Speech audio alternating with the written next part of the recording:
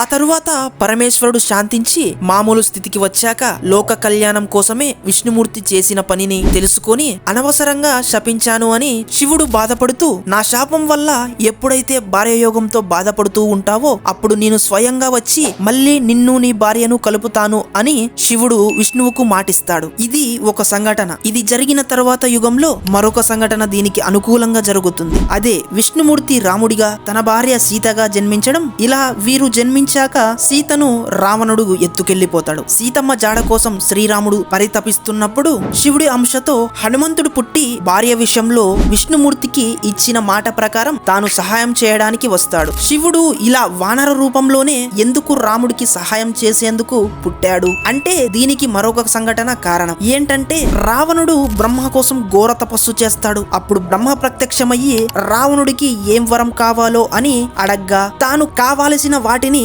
అడిగి ఇలా రావణుడు ఘోర వరాల్ని పొందుతాడు. నెక్స్ట్ ఏం జరిగిందో తెలుసుకోవడానికి పార్ట్ 4 కోసం వెయిట్ చేయండి. అలానే ఈ వీడియోకి చిన్న లైక్ చేసి సబ్స్క్రైబ్ చేసుకోండి.